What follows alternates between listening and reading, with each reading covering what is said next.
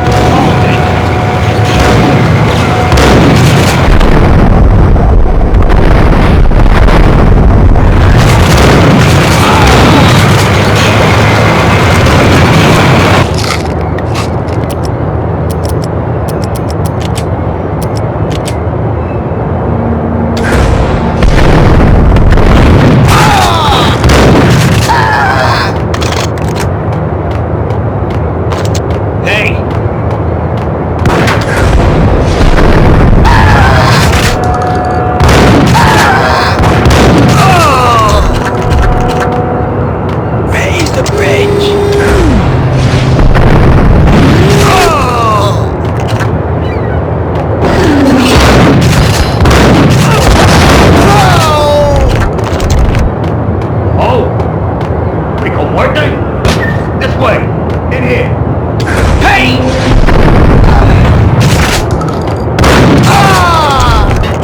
I thought that the letter was a receipt.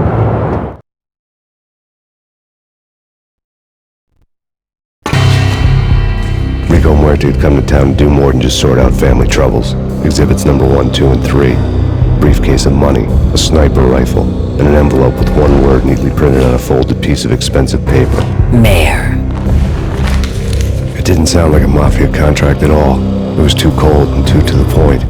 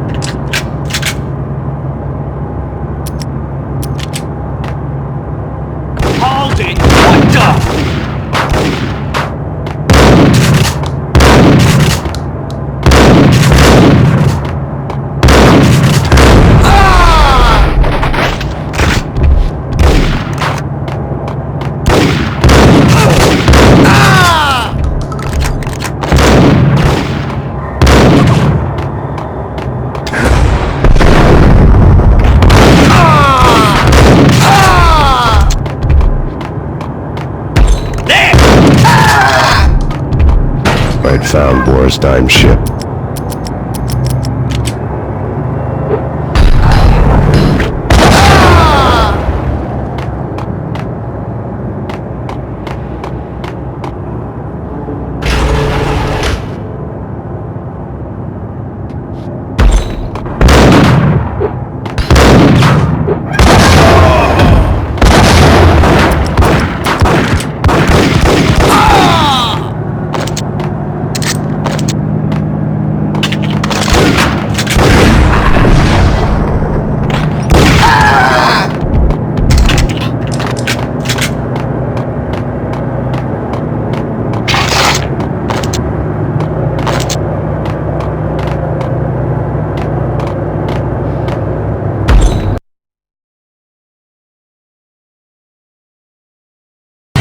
Rust had crept over the sides of the cargo steamer a long time ago.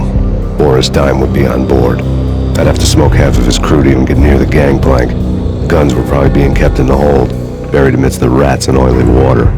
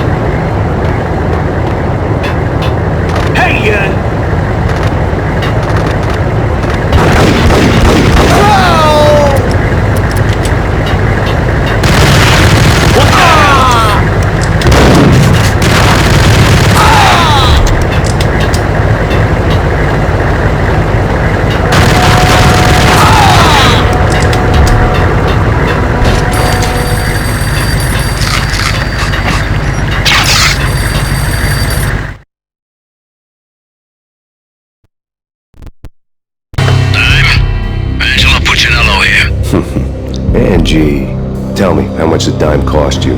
I bet it was more than his name. Max Payne. Right the first time. You're dead, punk. You sure you're not confusing me with Boris here?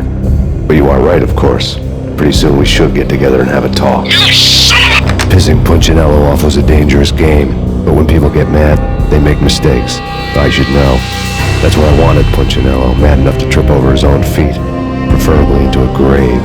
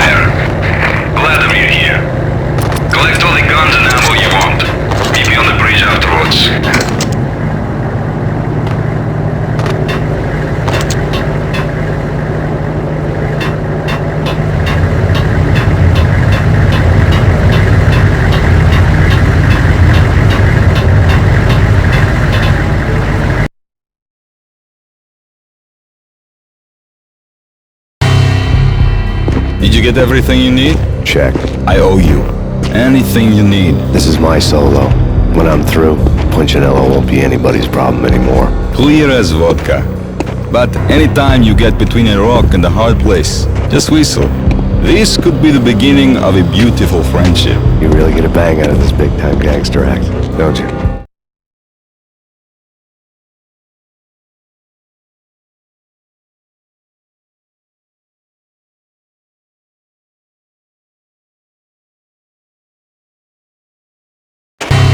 Even with all this firepower, I figured I couldn't get to Punchinello at his manor. I could only hope that he wouldn't pass a chance to hear me beg, to see he's won. This is Max Payne. I want to cut a deal.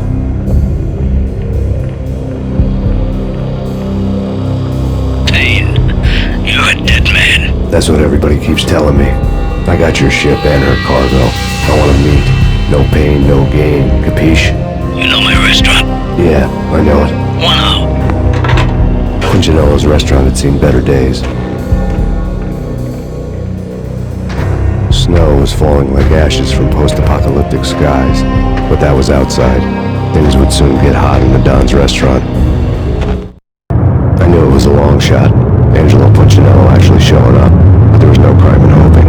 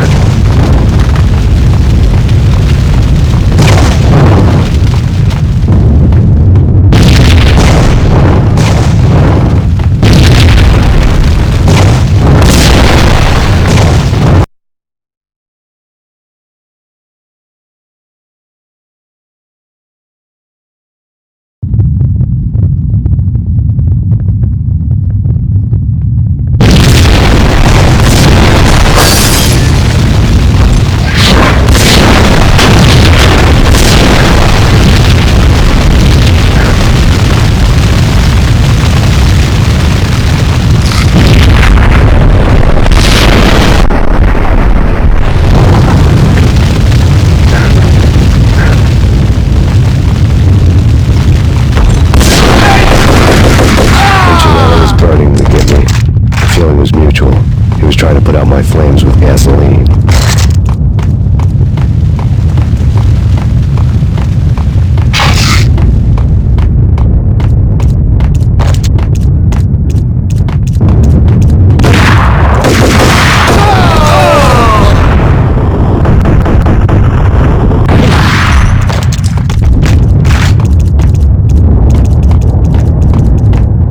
The mobsters have been guarding a real treasure.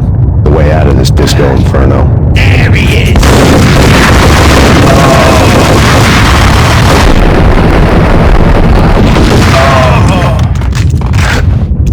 Nice!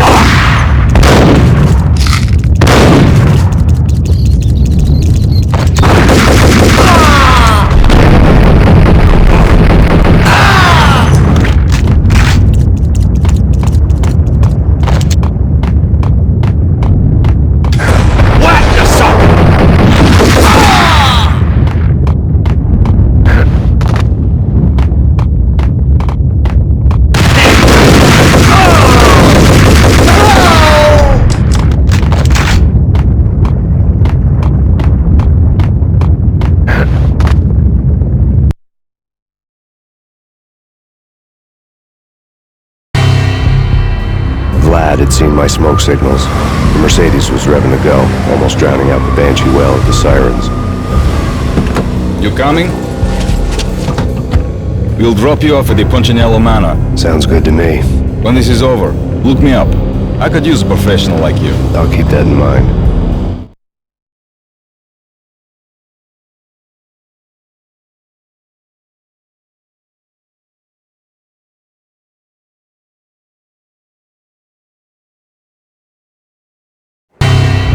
night groaned with cold. The garden lights flickered nervously. In their light, the falling snow was dead white before the darkness ate it up. I had heard the stories. The trio were mad dogs. They'd have hung the heads of their enemies over the manor gates if the capo had only let them. Punchinello wanted Payne. He'd see the pain.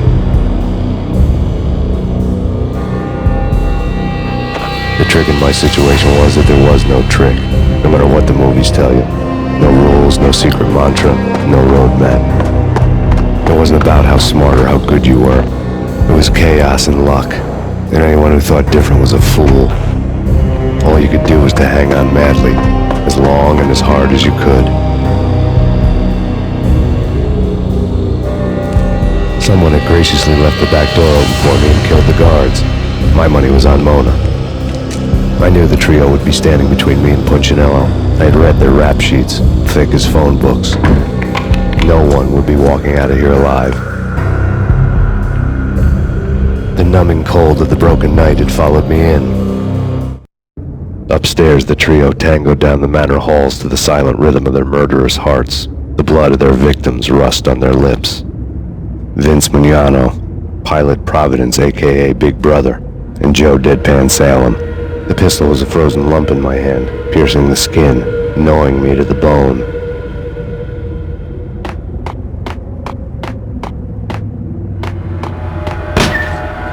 Payne! In death, the thug had been promoted to messenger.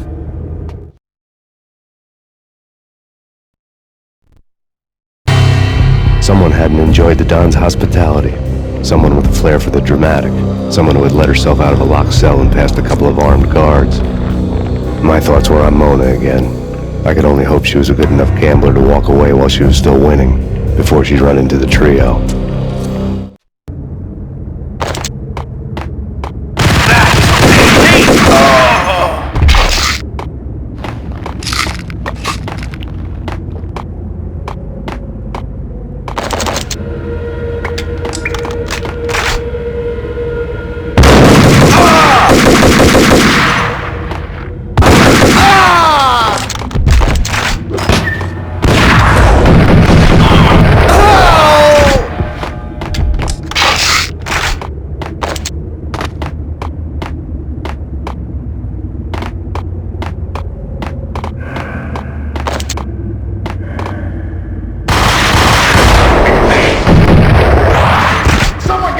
Upstairs! No, don't go any place. Too late for that. He walks in, we waste him. Vinny and Joe and Pilot won't get the credit for this kill.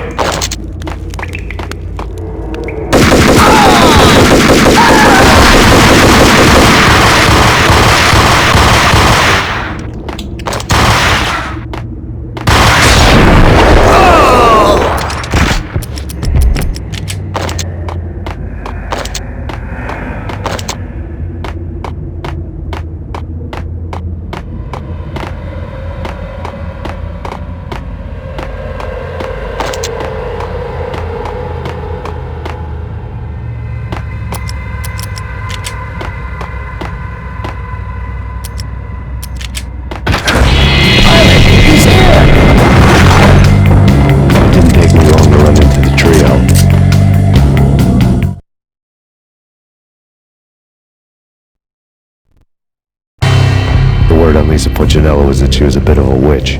The tarot cards on the kitchen table fit the picture. They weren't my kind of cards, but I was willing to take a crack at the hand Mrs. Punchinello had dealt. The first card was the tower. Maybe that was supposed to be the manor. It got easy after that. The devil was the master of the house, and death was me, coming for him.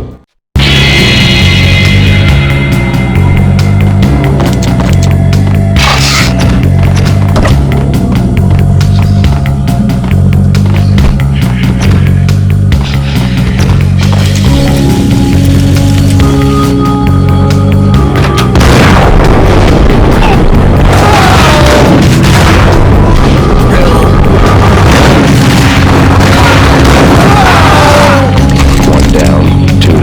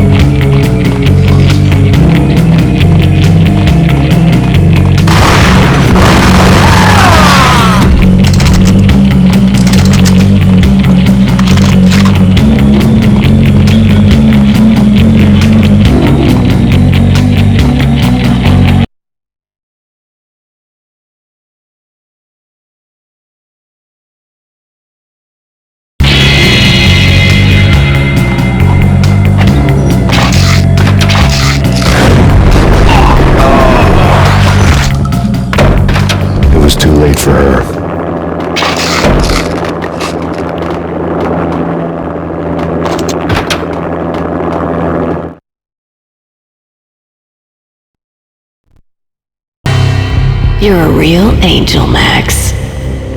I couldn't tell whether it was Mona or her sister. The body was a mess. The sick bastard had really gotten a kick out of it. Seeing her lying there got me thinking about another woman's body on another bed. Got me thinking about a fallen cradle.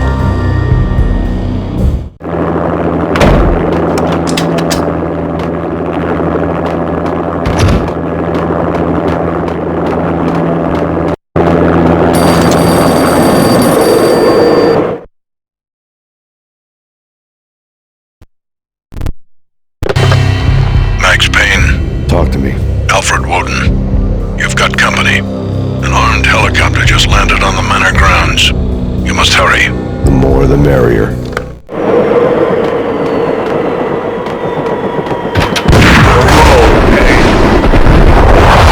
Vince Mugnano.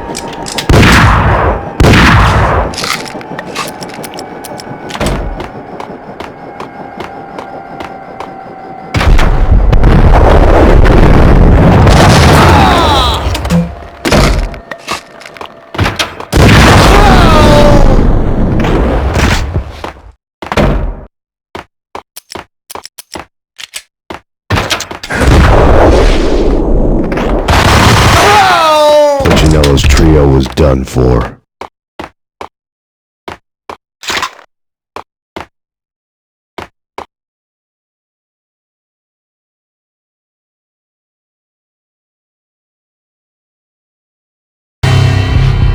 Outside my door. Hurry. He's coming for me. You gotta hurry. Please. I could hear Puccinello on the phone begging for help. He should have been saying his goodbyes. Puccinello was a pushover. The moment I stepped into the room, he folded like a deuce before a royal flush. No, wait. I was just doing what I was told. I couldn't refuse. She's someone high up. Government, maybe. I don't know. He was trying to buy more sand for his hourglass. I wasn't selling any. No, I told him not to.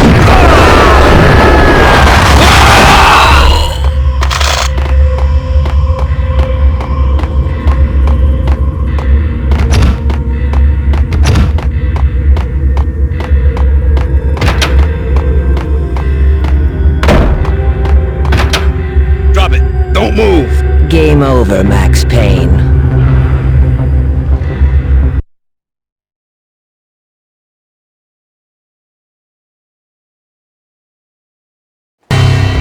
I could tell when I was outgunned.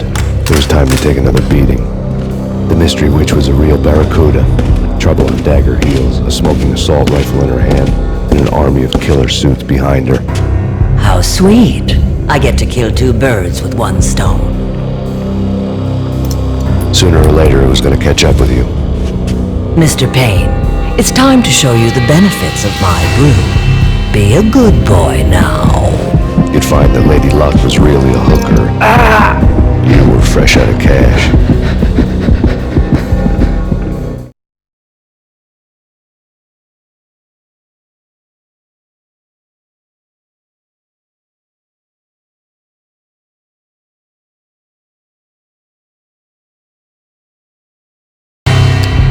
Gentlemen, we're done here. Take me to Cold Steel. She had just given me an OD of Valkyr. I could feel green fire eating my brains. They turned to steam. They did a fade on me. I'd never had a chance. The witch had got me just as sure as if she put a gun to my head and pulled the trigger. The shadows rushed me. Bruised mugshot faces hungry for revenge. They knew my weak spots and closed in for the kill. The floor turned into a vortex of green blood. I fell. Flesh of fallen angels.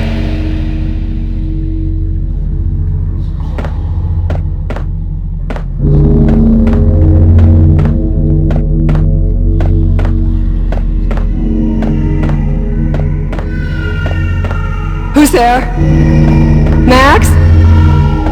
Max, is that you? Max? Where are you, Max? Please.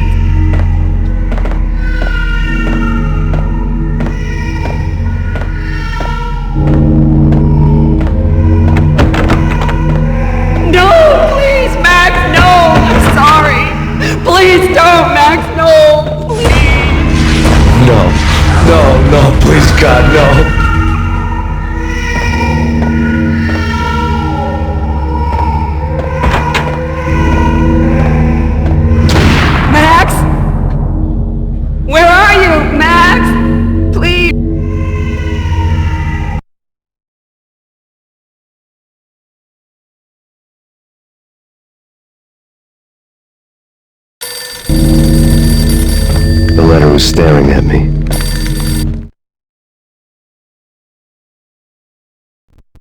Bartender is shiny stuff and dreams are made of stooped necromancers. He sings like a banana wrist, having strayed too close to the constellations on their shaved skulls. There was a bad line in a prank call. Someone spouting insane babble. I couldn't make sense of it. But I had an overwhelming sense of deja vu. The caller's voice sounded oddly familiar.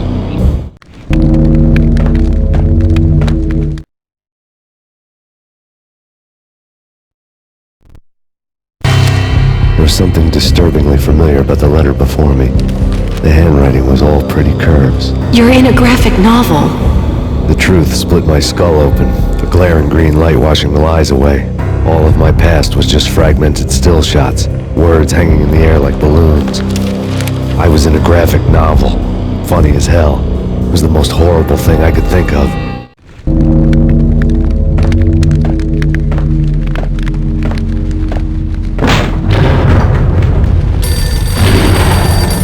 The weird piece of paper looked dangerous.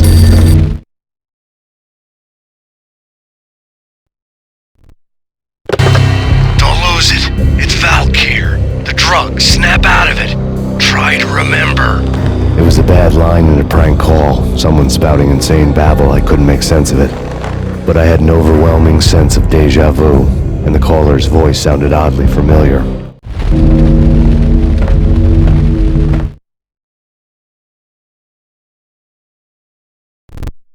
There was something disturbingly familiar about the letter before me. The handwriting was all pretty curves. You're in a computer game, Max. The truth was a burning green crack through my brain, weapon statistics hanging in the air, glimpsed out of the corner of my eye, endless repetition of the act of shooting, time slowing down to show off my moves, the paranoid feel of someone controlling my every step. I was in a computer game. Funny as hell, it was the most horrible thing I could think of.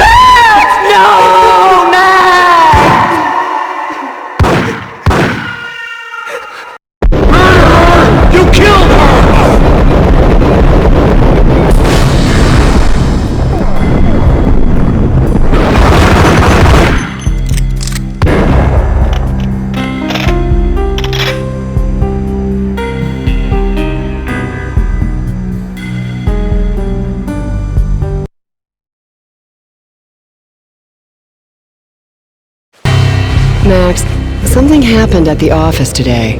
A strange memo. Something about Vikings. Honey, I gotta run. You can tell me all about it this evening. Have a nice day, darling. The bullet holes were rubies on her chest, blood glowing on her ivory skin. She was so beautiful. The killer was smiling. The flesh of fallen angels.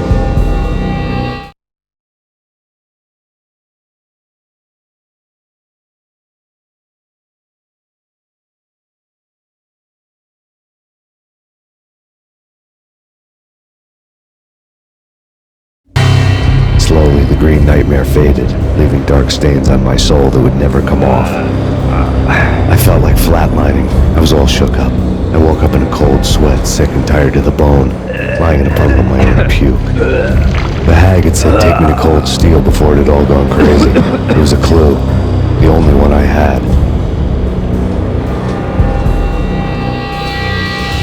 It took me forever to crawl back to my feet and hit the road, but when I did, I drove straight to Cold Steel Foundry outside the city.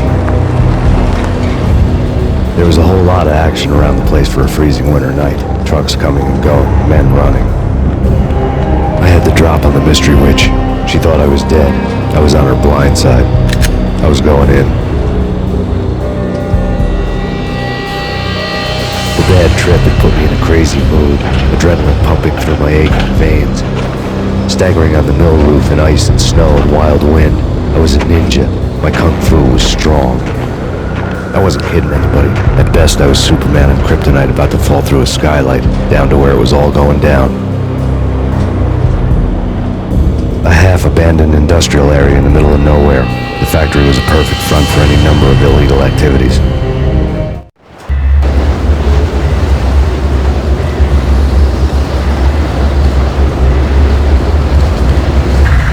In the belly of the plant, molten metal boiled and bubbled like a witch's brew.